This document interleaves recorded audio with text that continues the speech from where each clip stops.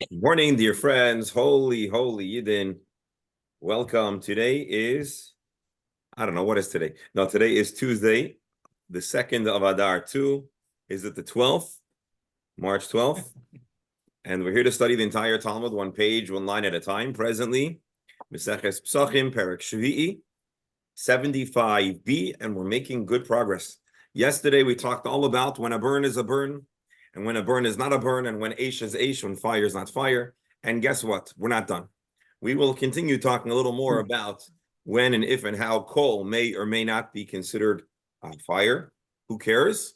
Oh, the Talmud cares a lot, because there are a host of instances where the halacha is that something ought to be burnt by fire.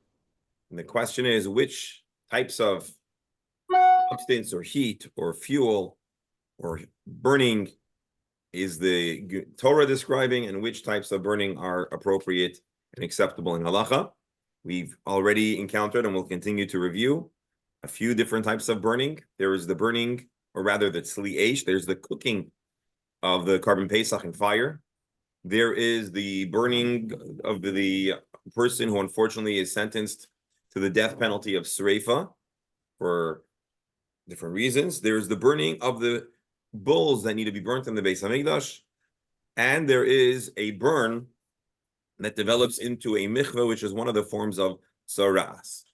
And what we found out is that although very loosely they seem to have the same halachic, or one would expect them to have a similar definition of fire and burn and coal, yet it seems to be not so.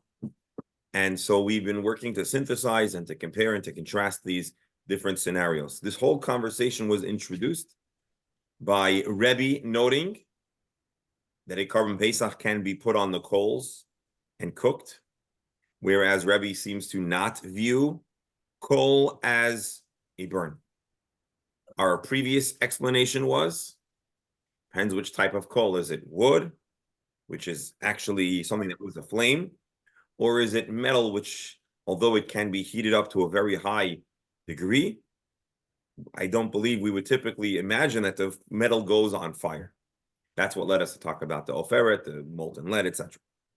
The Gemara is now going to go back and continue to discuss Rebbe's viewpoint, and hopefully we'll learn a little bit more about the intricacies of the halachic, Talmudic understanding of fire and coals, and we may actually emerge enlightened.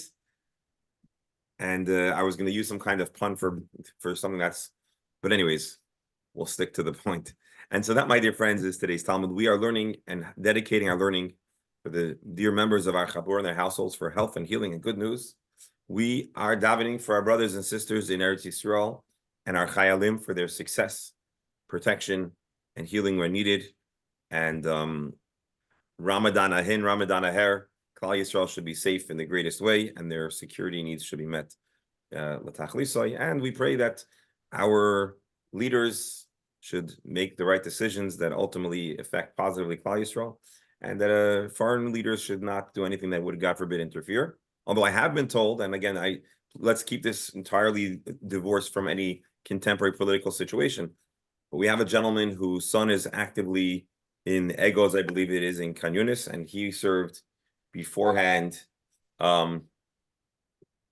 He served, in his time in Lebanon, and he shared that his experience was many times there's a public posture, and then there's a private posture, and many times the public posture of American politicians is political, and then behind the scenes, their objectives may many times differ.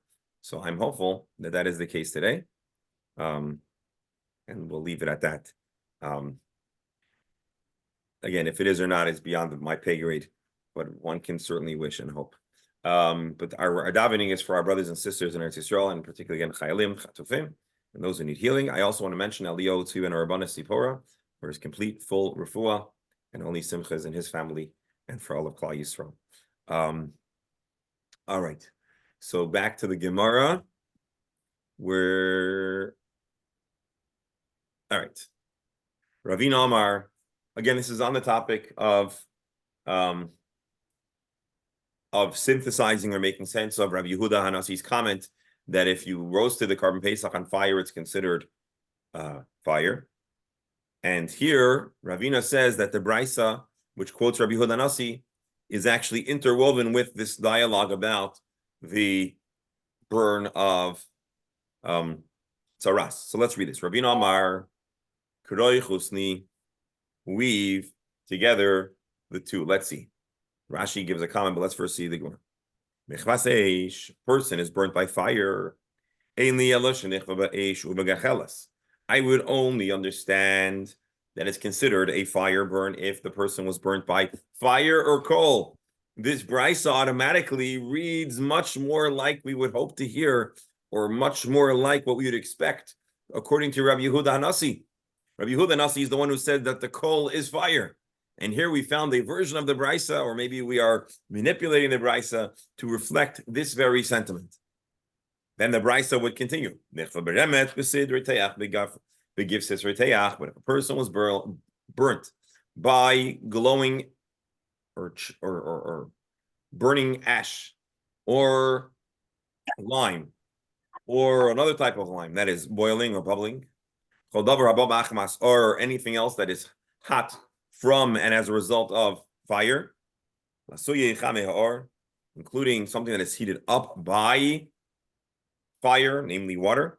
Minayin, how would I know such a burn would also classify or qualify for the tzaras version of michva? Therefore, the Torah uses this language multiple times to give us a clue that the definition of the burn is expansive to include different heat sources. Now, I think superficially, we might say, who cares what the heat source is? What we really care is the boo-boo that's on the arm. But I think we can also agree that different sources of heat and different types of exposures can damage different layers of the skin and have different degrees of burning. And so anyways, what we've accomplished, or effectively the punchline here, is that this brisa, as it's being phrased now, does not contradict Rabbi Yehuda Nasi, but reads as if in his voice. Dr. Hammer? Yes. No, I'm sorry, you were saying something?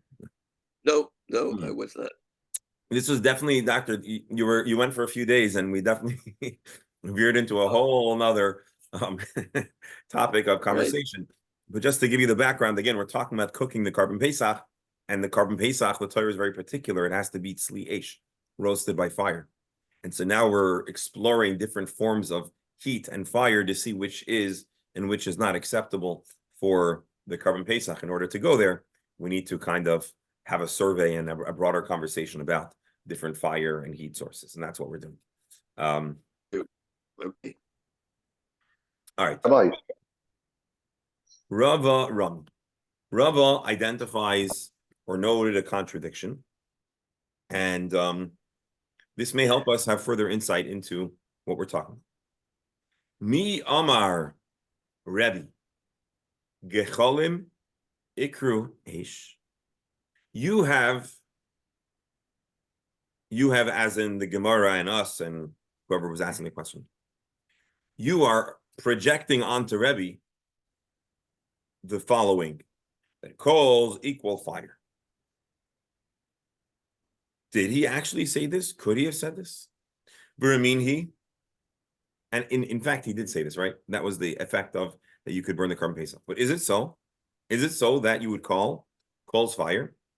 B'ramini, we have a contradictory brisa, which reads as follows.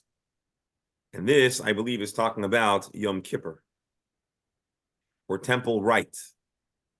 And it says, actually, Rabbi Steindaltz fills this in. Hold on. He shall take a pan full of burning coal from upon the altar before the Lord, right? The incense, the ketoires, was poured onto a pan of coal. What do these coals look like? Yachal, I might think that these are smoldering coals, namely, Rabbi Steindaltz says, the fire is mostly or almost extinguished, and you don't actually see fire. Therefore, the Torah uses the word eish to tell us that gachale needs to be, gachale in a default reading could be mostly extinguished fire. Therefore, the Torah says, Gachale Eish, flaming fiery coals, to tell us there needs to be fire. If we would only say the word fire, I would only know that they are leaping flames. You know that there could be fire without flame. I know that sounds kind of funny, but you could have a glowing coal without leaping flames. So Yachal Shalheves, I might think that we need an actual Shalheves. Therefore, the Torah adds the word Gachale, that it's a coal, understanding that there's something in the middle. There is a coal that's glowing, a flame, and yet there are no flames leaping up. That's what I'm understanding from here. If you're struggling with this or the exact definition, I'm with you. But let's read Rashi and let's see if Rashi gives us any greater. Eli, yes. Hold on, Eli. Before you start, make sure that we no calls in the office. Okay, go ahead. Okay. Is there any consideration of smoking that considered also a possibility? Smoking? Yeah. Right now, we're not talking about smoking. I mean, I would imagine that a byproduct of this flame combination is going to be smoke. Oh, the coal could just smoke, right? Again. The coal can go into smoking. Fire.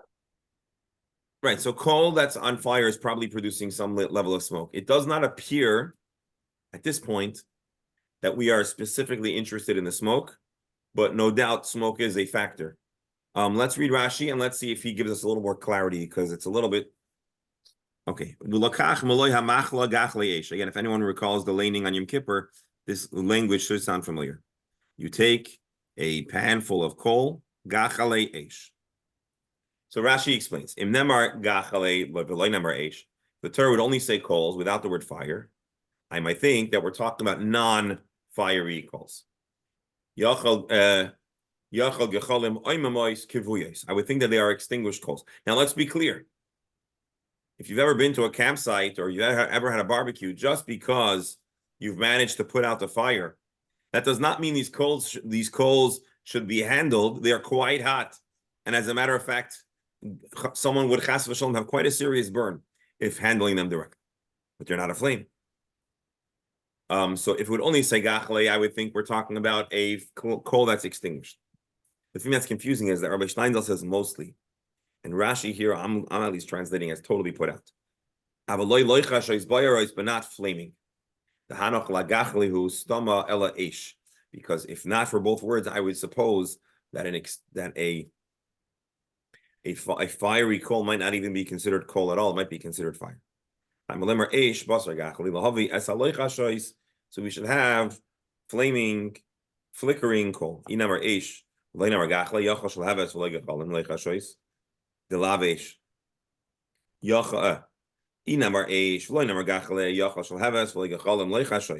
I would think it has to be flaming and not just smoldering. Lavish. So for us to have this balanced perspective, we need to have both the language of gachale and eish. It should be a flickering coal, but it doesn't need to be utterly a flame. This is the Bryce. I'm sorry? Can we look at the purpose of this action? The purpose is to create the pleasing odor with spices. And if there is a flame, then spices will simply burn without producing a pleasing odor. Professor, I'm sorry, it's cutting up, but you're saying that if it would be too fiery, it would actually damage the incense. You wouldn't actually be able to enjoy it. Yeah, they will catch fire rather than produce smoke that creates the pleasing odor. So there shouldn't be fire, but of course they have to be significantly hot, but not firing, so that not ignite the spice. Professor, what you're saying, it makes sense, and it actually makes me think that could be the what's the right word? The reason behind this balanced type of situation. They need to be fiery. They need to be really hot, but not so much flame that it's going to just burn it without allowing the incense scent Meaning you don't want smoke, you want this incense smell to rise and feel burned too fast or too intensely. So that would definitely be a reasonable motivation behind it. What we're struggling with, if you want to call it, is the default translation of gacholim, that they are aflame, as we've previously understood from the dialogue and the narrative around Rebbe, that Sli Eish, by default, a kol means fiery. Well, in this thought process, kol without further description would actually be distinctly a fire. And so what kind of kol are we talking about with Rebbe? Are kol synonymous with fire or not? So we're still, okay, the Haguf Akasha, this itself is challenging. Why Amers Kachala Yachalan? First you said that kol would mean smoldering. And smoldering, by the way, and this is where I was confused, Amois means that there's still some fire. So that means that we consider it like fire. What's happening over here is the Gemara is saying, 1 second, how do you decipher? Where do you parse between flame and kol that's a flame? The whole text is not, we're trying to create distinctions that don't seem to work. Again, we're looking at a kol in isolation as smoldering, but it means that there is fire.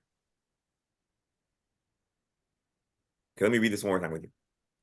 Alma gachle, when we said only kol yachal smoldering, which I believe we mean is out. When I think smoldering, I think it's a diminishing kol, but it's still, on a flame. But okay, let's say the fire's out. Alma loy chashois eishninu. If kol alone means it's out of fire, it's not on fire, so then the next step is that it's on fire. H. Then the fiery kol is called H. But in the Seifa, we're distinguishing somehow between a shel heves and just a flame, a kol that's a flame. So what's going on over here? Rav Sheshes, and Rav Sheshes explains, Hachi Kitani. This is how to understand the Bryce. Again, bear with me. Now we're parsing fire, as I warned you. Gachale kol yachal bein ayomais bein loichashos. I would think it's broad, it's open-ended. It doesn't need fire. It could also be without fire. Not that it's only without fire, but it's expansive to include without fire. Hamalem eish. Therefore, we have the word eish to tell me that when we're describing a kol, it's only a kol that's on fire. Eish, but the word eish alone, without gachalim, would tell me shall have a flame without a kol. We bring a flaming kol. So Rav Sheshes' explanation actually works very well. We're not saying that gachle dafka means without fire, but it just means also with fire. That's what H comes to add. You should bring, for the purpose of incense, a flaming coal or a flickering coal, period. The Gemara says, Mikol Makayim, we have a problem nonetheless. The bottom line is that coal is not automatically synonymous with fire. And Rebbe says coal is synonymous with fire. Kasha Rebbe. Rebbe is going to struggle with this. Rebbe says coal equals fire, fire equals coal, halachically. And from this brisa, bottom line, coal does not automatically equal fire. Rashi, that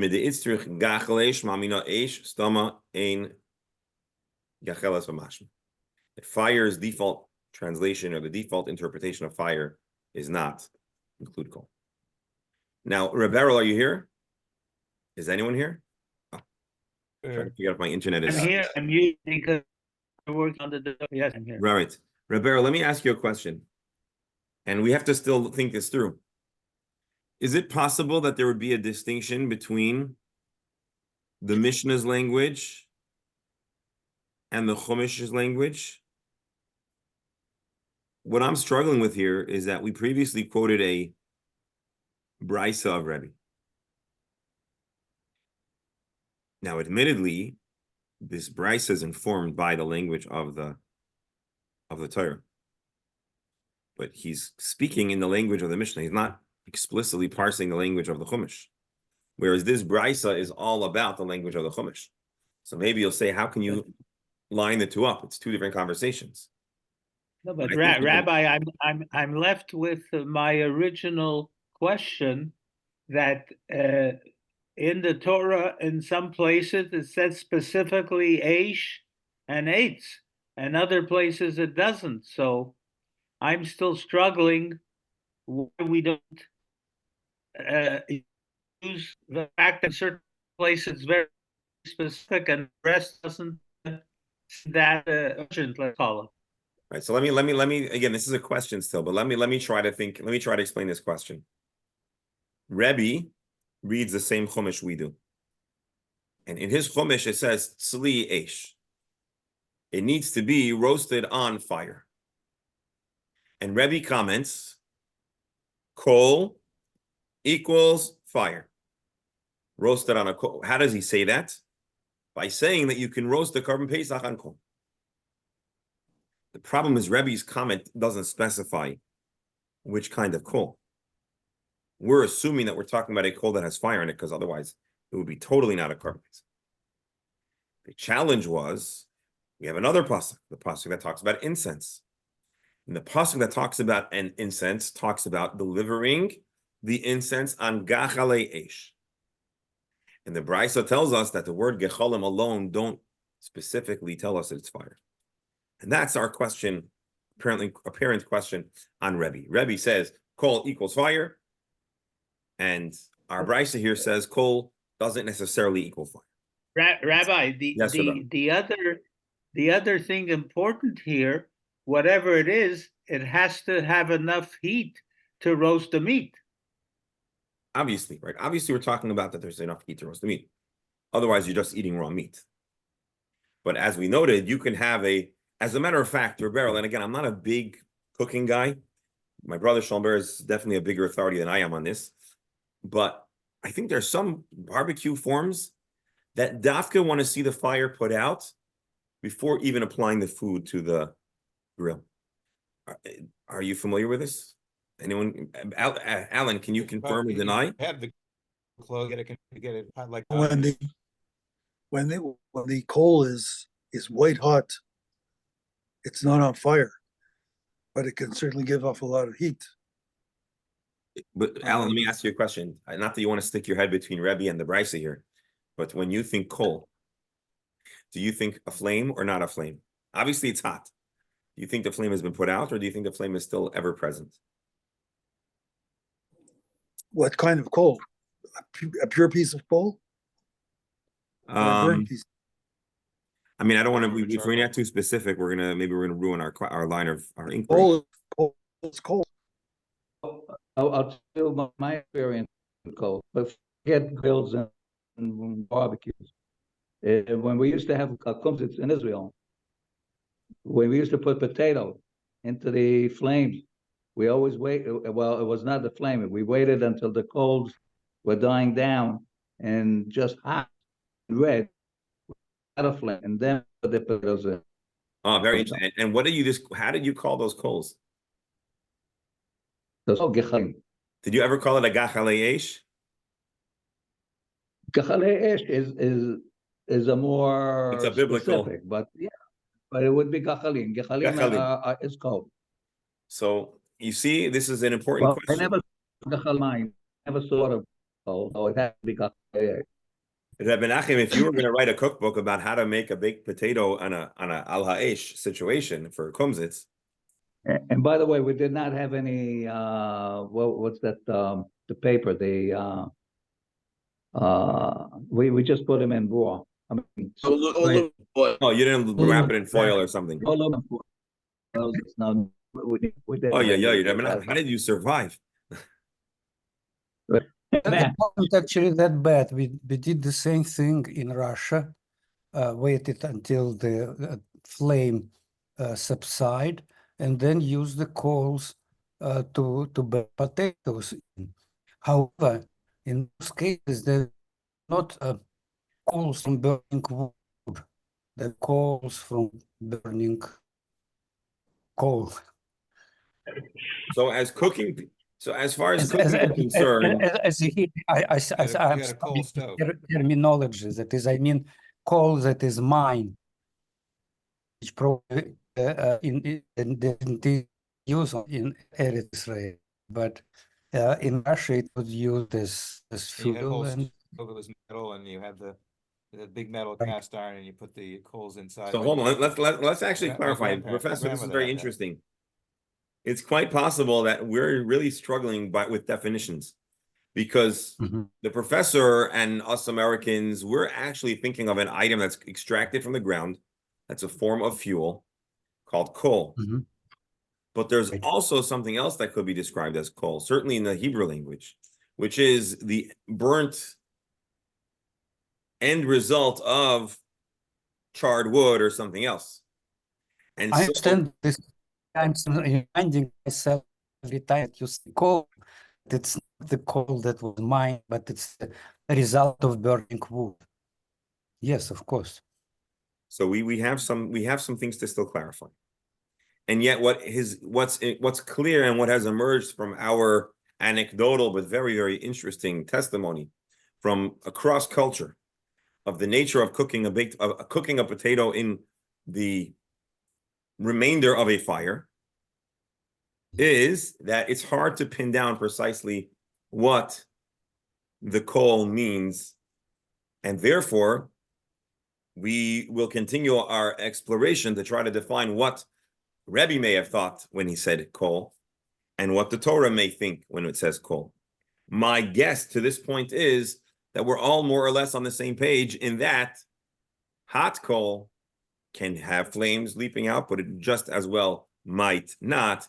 And now, Kashi Rebbe, how is Rebbe going to justify saying that you should put your carbon Pesach on coal if it may not even have Aish, and you need to have Aish? Amar Abaye. So Abaye says, Torah Tzachi, let's explain as follows. Explain the Brisa. Gachale, the Torah says Gachale, excuse me. Yachal Aimamois, I might think that they are extinguished. Veloy loy chashois, but not flickering. Did I lose you for a second?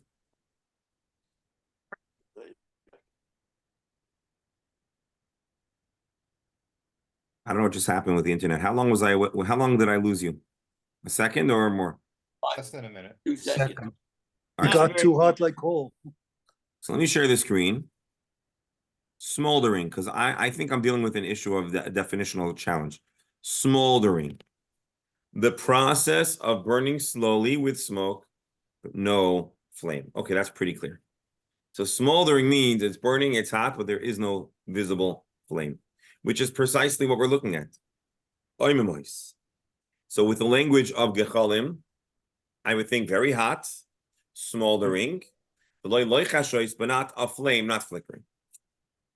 Therefore the Torah adds Aish. They tell us that it has to be like Aish, but Aish on its own. Yachal, Rotza Shalheves, Yavi, Rotza Gacheles Yavi. The Torah would just use the word flame or fire. I would think you have an option. Either a flame or a hot coal. Talmud Lemar Gachale. You should bring a flickering coal. Before we go any further, what does this brisa in this formulation tell us? That even a smoldering coal would be viewed as fire. Let's read Rashi, and then we'll see Rabbi Steinsaltz. And this would help Rebbe. Rebbe now is apparently saying, for this moment at least, according to Abaya, that you can even bring a smoldering coal, which you don't visibly see the fire, and it may yet be considered fire. Rashi. Beloy chashois lav gachaleinino. The flaming part of it is not the definition of gachale, ela eish. But Talmud Loimar eish. Talmud Loimar eish. Dahainu loy chashois. Fire means it's a flame. Ela have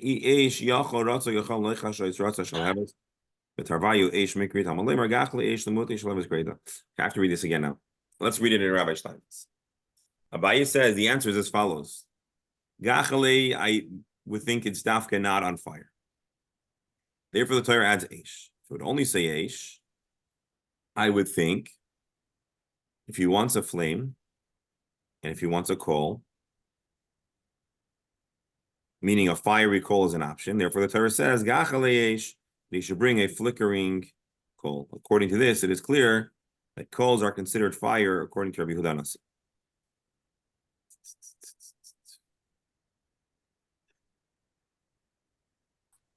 The interpretation is wrong. Whose interpretation is wrong? Coals are not fire. No. Go ahead. Explain. I'm sorry. Go ahead. You might as well say wood is fire. Is there Coals a are only difference? fire when they're heated up. But here's the difference. Wood has many uses. Coal, by definition, means it's a fuel. And so obviously we're talking about coal to burn incense. Obviously, we're talking about a fiery coal. Coal, meaning, I guess coal could be used to stuff a stocking, and coal could be used to prop up a rickety table, but coal's use is as a fuel. Right. So if the Torah says you pour the incense on the gacholim, obviously we're talking about something that is hot. Very hot. I think But it Rashi doesn't have to be differentiates. flames. I think Rashi differentiates between flame, shalvet, and chalim. If you have the flame, just the fire, the wood is burning, not necessarily, you don't have any coal necessarily. It didn't reach to the point of coal yet. The wood didn't burn. But he says, kechalim, shall have it below kechalim. There's a thing of having a flame without having coal. And when it's coal, it can be Right. with a flame. Okay, right, Rashi. Now you're right. I'm rereading Rashi with you, and you're correct. So basically, according to Rabbi Yehuda Hanasi, Eish could actually describe a really hot coal that contains within it the heat that's a result of fire, even if there's no flame. That's how Abaye explains Rebbe. Now, if you ask me, it's a stretch. There is another dimension to this discussion, and this is what kind of wood is used in terms of its thickness. That is when you say that you just shovel the coals, that means that all wood has burned completely. However, in many cases, what we call coal might be the pieces of wood that was so thick that it didn't have time to burn completely. So these glowing pieces of wood also could be used as quote unquote coal. But actually there is no flame on it, but it can smolder a very long time because underneath the hot surface there is wood that continue to be consumed. Right. I have to leave in 30 seconds. I just want to show you this last Gemara because it's very... If I remember, Torah someplace describes the wood that has to be used for sacrifices, and this wood seems to be very thick. And also not a high smoke, not producing high density smoke. Okay, let's look at this really fast because I have to go really now. But we just said that you could bring a flame. How will you ever have a flame without fuel? And by the way, without something that's charred, which by the way helps us define the word gecheles, not as the professor said in Russia, actual coal. For example, you could put oil on top of a vessel, and only the oil is a flame.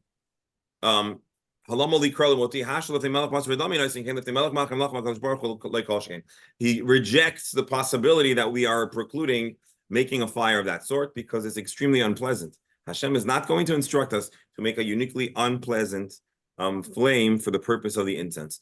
And tomorrow, as we start, we'll read the part of the Gemara that gives Abaye's Rabba's answer. I have to go, and I'm going to leave Mark as admin for follow-up dialogue. Yasher Koyach for understanding the importance Thank of you, Rabbi. the Aleph Beit. Have a wonderful day.